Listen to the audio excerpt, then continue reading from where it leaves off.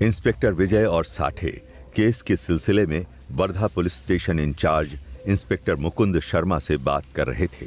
आपका भेजा हुआ स्केच मैंने गांव भर में सर्कुलेट कर दिया है। जैसे ही कोई इन्फॉर्मेशन मिलेगी मैं आपको खबर कर दूंगा। शुक्रिया इंस्पेक्टर। इस औरत का पता लगना केस के लिए बहुत जरूरी है, ये तो आप समझ ही गए होंगे। जी इंस्पेक्टर विजय, आपका विचित्र केस सुन के मैं भी ताज्जुब में हूँ, पर मुझे उम्मीद है हमें जल्द ही ज्योति का पता चल जाएगा। अगर वो इसी गांव की रहने वाली होगी तो कोई ना कोई उसे पहचानेगा ही। मुझे आपकी काबिलियत पर पूरा भरोसा है। अब हमें चलना चाहिए, काफी देर हो गई है, मौसम भी खराब लग रहा है। जय हिंद। साठे, क्या लगता है ज्योति की कोई खबर मिलेगी आज की नहीं?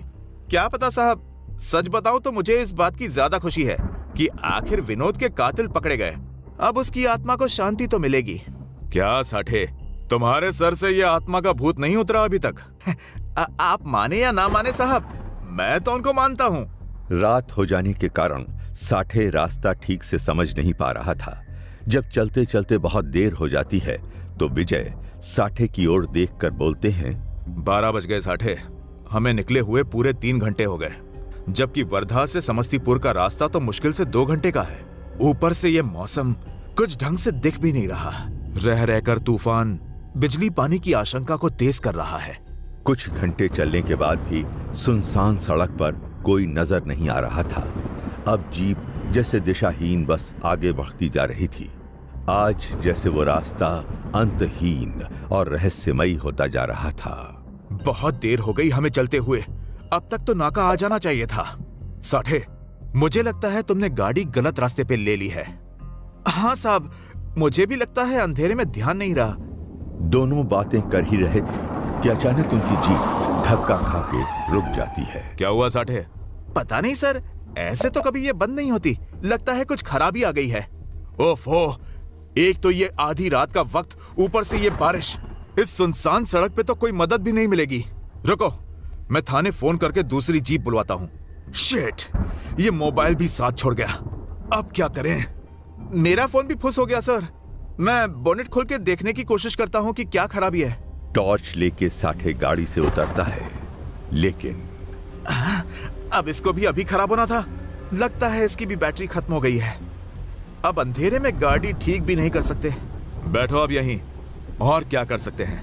शायद कोई निकलता हुआ दिख जाए जिससे हम मदद मांग सके, पर इतनी रात गए कौन मिलेगा?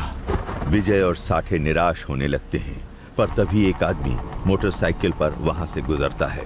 क्यों भाई, यहाँ आसपास कोई गांव है जहाँ मैकेनिक मिल जाए? हमारी गाड़ी खराब हो गई है, मौसम भी बिगड़ा हुआ है। हुजूर, यहाँ तो कोई बस्ती भी नहीं है। इतनी रात को यहाँ कोई मैकेनिक भी नहीं मिलेगा। हाँ, मगर कुछ कोस दूर एक पेट्रोल पंप है, शायद वहाँ मदद मिल जाए। आप मेरे साथ चलिए, मैं वहाँ तक छोड़ देता हूँ। साठे, तुम जाके देखो कोई मदद मिलती है कि नहीं। मैं यहाँ गाड़ी में रुकता हूँ। हवलदार साठे मोटरसाइकिल वाले के साथ चल देता है और विजय आंखें बंद करके आराम करने की कोशिश करने लगते हैं। तभी उस गहरे अंधेरे में उनके कानों में एक मीठी सी आवाज सुनाई पड़ती है। क्या हुआ बाबूजी, आपकी गाड़ी खराब हो गई है क्या? इंस्पेक्टर विजय आंखें खोलते हुए गाड़ी से बाहर अंधेरे में देखने की कोशिश करते हैं तो वहां उन्हें एक युवती खड़ी हुई दिखाई देती है। इतनी रात गए सुनसान सड़क पर उसे देख के विजय सकते में आ जाते हैं। अंधेरा ज्यादा होने के कारण वो उसका चेहरा भी ठीक से नहीं देख पाते हैं। हाँ, हमारी गाड़ी अचानक बंद पड़ गई। अब इस बरसात में जाए भी तो कहाँ? मेरा हवलदार पास ही मदद लेने गया है, पर आप कौन हैं और यहाँ सुनसान जगह पे क्या कर रही हैं? वो सब जान के आप क्या करेंगे? यहाँ पास ही में एक मंदिर है, मैं वहीं रहती हूँ। जब तक आपका साथी मदद नहीं ले आता, आप चाहो तो वहाँ आराम कर सकते हैं। इतना अंधेरा है, बारिश होने वाली है और ये जगह भी सुरक्षित नहीं है। नहीं, ऐसी बात नहीं है। हम पुलिस वालों को ऐसे हालात में रहने की आदत होती है। आप चिंता ना करें, मैं ठीक हूँ। अरे बाबूजी, वो पेट्रोल पंप यहाँ से काफी दूर है। आपके साथी को आने में काफी वक्त लग सकता है। आप कब तक यहाँ इंतजार करते रहेंगे? संकोच मत कीजिए, वो मंदिर पास में ही है। इंस्पेक्टर विजय उसकी बातों को टाल न सके। वो युवती जितनी रहस्यमयी थी, उसकी आवाज उतनी ही ज्यादा मधुर थी। उसके शब्दों के जादू से विवश होकर इंस्पेक्टर विजय उसके साथ चलने के लिए तैयार हो जाते हैं। यहाँ दूर दूर कोई बस्ती नहीं, एक औरत होकर आप यहाँ अकेले रहती हैं? आपको डर नहीं लगता? डर तो इंसानों से लगता है साहब, यहाँ किस बात का डर? ये पेड़ पौधे, ये कच्ची सड़क, ये सब मेरे हमसफर बन चुके हैं। दिन में खेतों में काम करती हूँ और शाम को वापस इसी जगह पे आ जाती हूँ। यहाँ बहुत शांति और सुकून है। आप ठहरे पुलिस वाले, आप इन बातों को थोड़ी ना समझेंगे। इंस्पेक्टर विजय अंधेरे में संभलते उस औरत की बातों में खोए हुए चलते चले जा रहे थे। अंधेरे में रास्ता ठीक से समझ नहीं आ रहा था, इसलिए वो उस औरत की आवाज के पीछे बस चले जा रहे थे।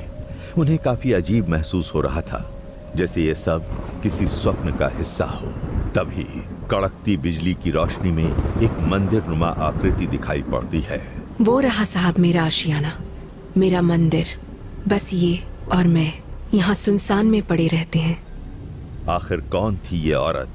क्या इंस्पेक्टर विजय किसी मुसीबत में पड़ने वाले थे? कहानी जारी रहेगी।